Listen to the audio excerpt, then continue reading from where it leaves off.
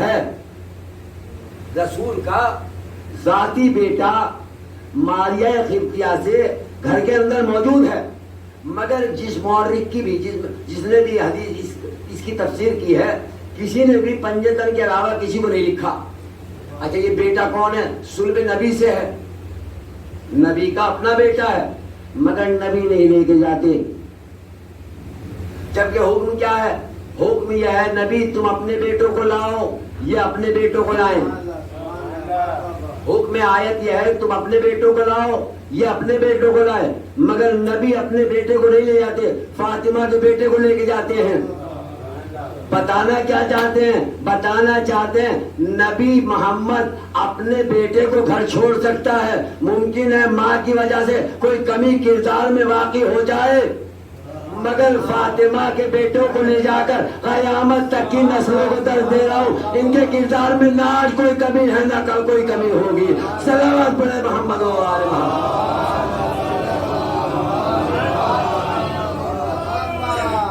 اپنے بیٹوں کو گھر میں چھوڑ دوں گا، مگر فاطمہ کے بیٹوں کو لے کے جاؤں گا، اور فاطمہ کے بیٹوں کا کردار لوگوں کے سامنے پہچانوا رہا ہوں۔ دیکھو آج میں مباہلہ کے میدان میں لے جا کے بتا رہا ہوں کہ اگر انہیں پہچاننا ہے تو پہچانو، ان کے کردار کو پہچاننا ہے تو پہچانو۔ قرآن کے بارے میں کیا ہے کہ لو انزلنا ھذا القرآن علی جبل لرأیتہ خاشعا متصدعا، کہ اگر تم جو ہے اس قرآن کو پہاڑوں پر نازل کرتے تو وہ جائے چکنا چور ہو جاتا۔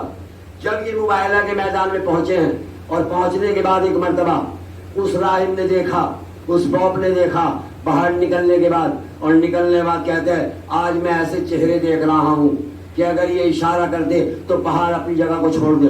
قرآن کے بارے میں کیا ہے؟ لو انزلنا ھذا القرآن علی جبل لرأیتہ خاشعا متصدعا، کہ اگر ہم اس قرآن کو پہاڑوں پہ نازل کر دیتے تو یہ چکنا چور ہو جاتا۔ معلوم یہ ہوا جو محمد کے اہل بیت ہیں وہی قرآن ہے۔ اب قرآن کو اہل محمد سے ملا کے دیکھ لو، دونوں کی سیرت ایک ہوگی۔ بس یہ ہے وہ بولتے قرآن ہے، یہ ثابت قرآن ہے، فرق کوئی نظر نہیں آئے گا۔ یہ پہاڑوں کو اشارہ کر دے تب چل جائے گا، یہ نازل ہو جائے تب چکنا چور ہو جائے گا۔ صلوات پڑھے محمد و آل محمد۔ تو یہ ہے کردار آل محمد، یہ ہے سیرت آل محمد جو ہمارے سامنے بیان کی ہے۔ صرف آدمی تلوار سے لڑنا آسان ہے، مگر کردار سے لڑنا یہ بہت مشکل ہے، یہ ہر کوئی نہیں آ سکتا۔ اسی لیے رسول اسلام نے انتظام کیا کوئی مباہلہ کے میدان میں نہ آئے، کوئی مباہلہ کے میدان میں نہ آنے پائے، چونکہ آج جو آ جائے گا بچ نہیں پائے گا عذاب سے، لہٰذا میدان مباہلہ میں کوئی نہ آئے، اور کوئی نہیں گیا۔ سلمان بھی گئے واپس آ گئے، کیوں بھائی اتنے صاحب ہے۔ اچھا سن 10 ہجری آنے والی ہے، 9 ہجری میں مباہلہ ہوا، سن 10 ہجری آنے والی ہے، 10 ہجری میں رسول اسلام کہاں جانے والے ہیں؟ حج کرنے کے لیے۔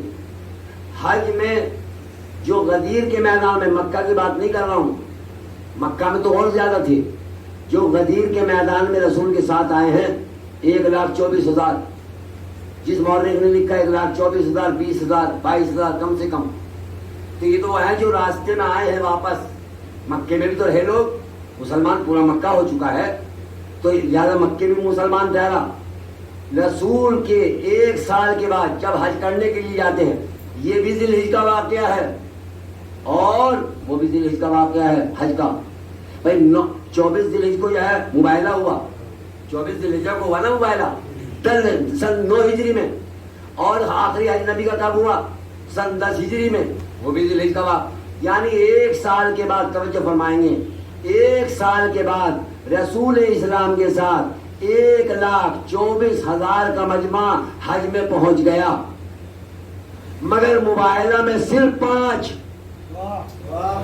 مباہلہ میں صرف 5، جبکہ یہ مسلمان کوئی ایسا تھوڑی ہے 1 سال میں ہوئے، بھائی ایسا تھوڑا ہی ہے، اس سے پہلے کتنے مسلمان تھے؟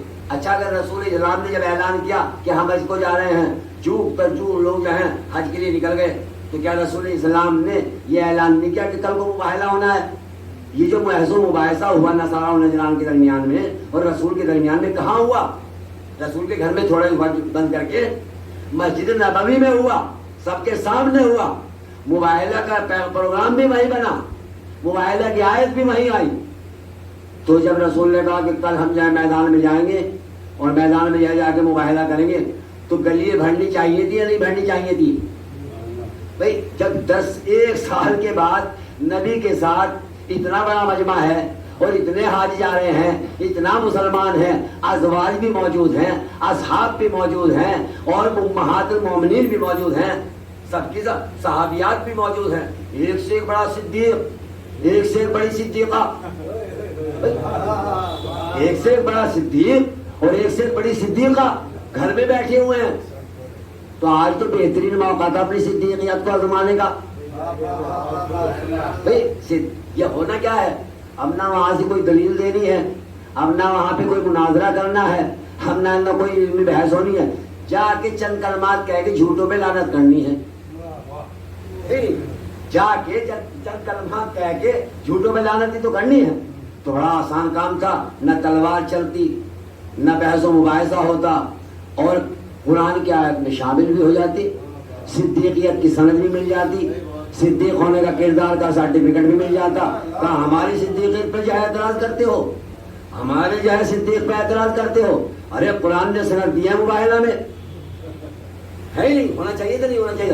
مگر خدا کی قسم نہ نبی نے کہا نہ انہیں جوش آیا، نہ نبی نے کہا نہ انہیں جوش آیا.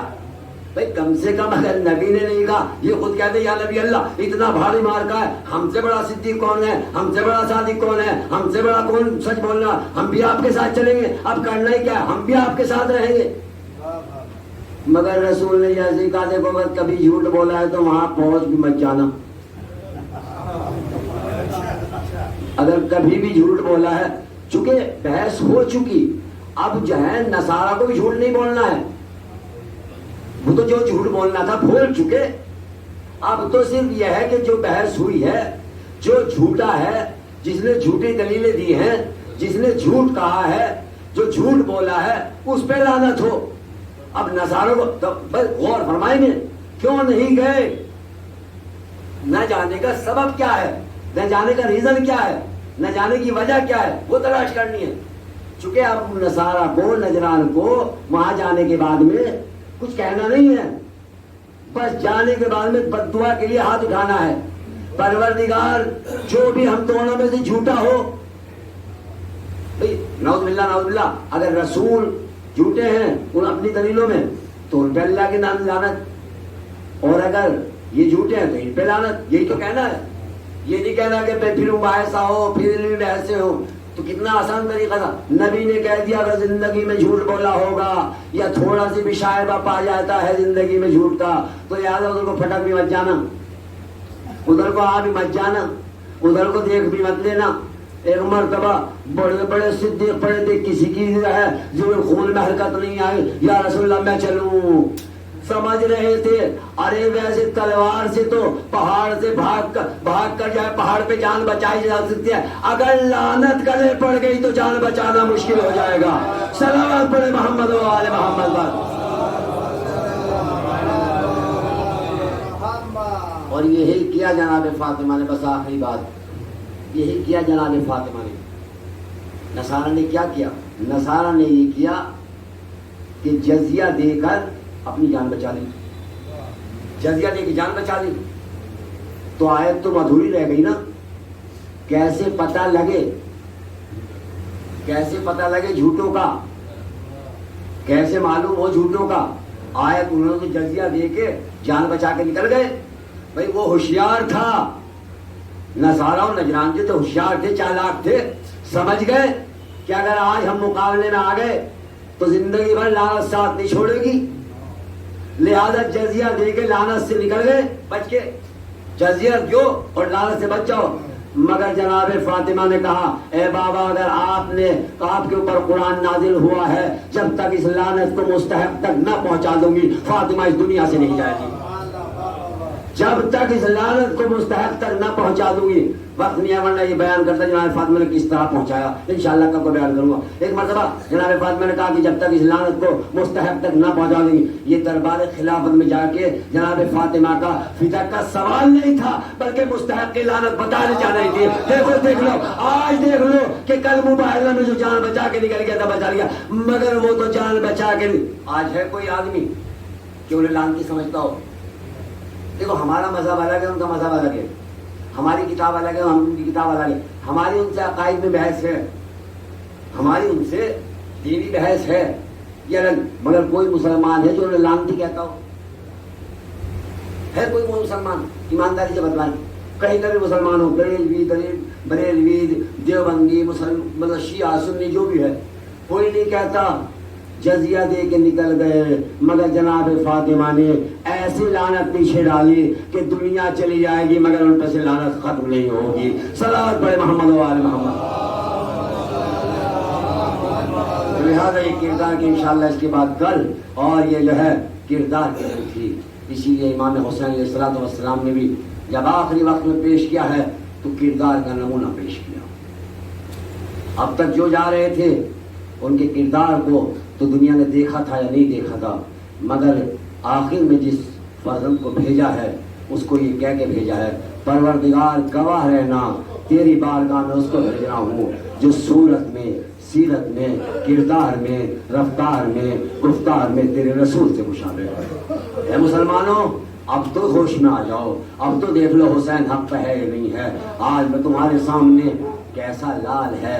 رسول اسلام کی جانے کے بعد حسین کو نانا کی یاد کر پاتی تھی، نانا کی یاد آتی تھی، جب نانا کی یاد آتی تھی تو اللہ کی بارگاہ میں دعا کی پالنے والے مجھے میرے نانا جیسا بیٹا دے دے، تاکہ جب مجھے اپنے نانا کا اشتیاق ہو، جب مجھے اپنے نانا کی زیارت کا اشتیاق ہو تو میں اپنے بیٹے کی زیارت کر لوں۔ ایک مرتبہ اللہ نے دعا قبول کی اور دعا قبول کرنے کے بعد میں اللہ دارو اکبر جیسا بیٹا دے دیا، اکبر جیسا بیٹا دے دیا، شہرت ہونے لگی، رسول کا مشابہ ہے، رسول جیسا ہے، لوگ آتے تھے زیارت کرتے تھے۔ ایک یہودی کہتا ہے میں نے جب سنا تو میں نے رسول کو تو نہیں دیکھا تھا، ایک دن مجھ سے کسی نے بتایا حسین کی ایک فرزند آیا ہے، ایک بیٹا آیا ہے، وہ رسول سے مشابہ ہے، رسول کے مشابہ ہے۔ ایک مرتبہ حسین کے گھر آیا، آنے کے بعد میں کہتا ہے آپا میں نے سنا ہے آپ کا علی اکبر، آپ کا لال رسول سے مشابہ ہے، میں چاہتا ہوں زیارت کر لوں۔ ایک مرتبہ اس نے زیارت کی،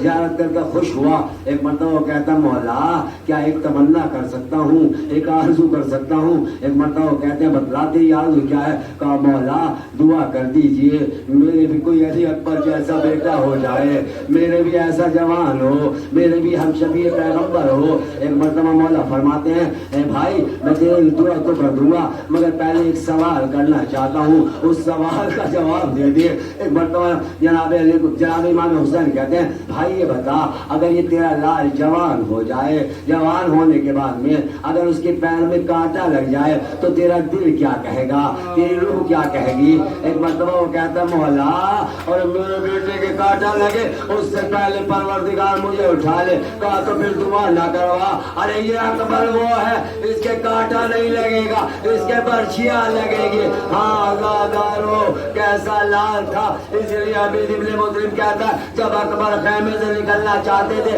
ارے کبھی پردہ گرتا تھا، کبھی پردہ اٹھتا تھا، میں نے معلوم کیا ارے بچے آگے دامن اے اکبر ہمیں چھوڑ کے نہ جا۔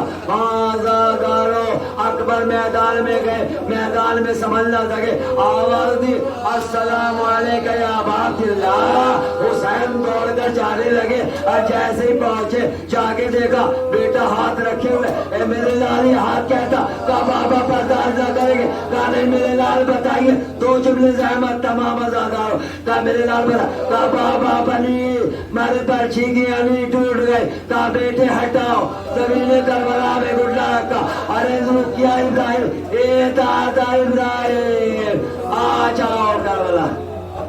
حسین کا سر دیکھ لو، انا للہ و انا الیہ راجعون، رضن بقضاء تسلیما پروردگار یہ واسطہ محمد آل محمد کا جو مومنین مومنات پریشان حالت پریشانی کو دور کرتا پروردگار یا مومنین بیمار ہیں شفا کل عاجل ہمارے اسد بھائی کی بہن کا جو آپریشن ہونا پروردگار سے کامیاب اور کامیاب کرے شفا کامل و عاجل ہے جتنے بھی مریض ہیں مریض کربلا کے صدقے میں جناب علی اکبر کے صدقے میں شہداء کربلا کے صدقے میں شفا کامل و عاجل ہے جہاں جہاں بھی مومنین ان کی جان کی مال کی ضرورت میں فرض فرما کہ بے روزگار ہیں روزگار ہے پروردگار جو ورثہ روزگار ان کا روزگار برکت ہے فرما ہمیں زیادہ سے زیادہ اتحاد اتفاق سے رہنے کی توفیق عنایت فرما اور زیادہ امتحان میں لگ جائے آپ کی تعلیم فرما ہم تمام کو کے سامت سامنے شما ہونے کی توفیق ماں کرنا سے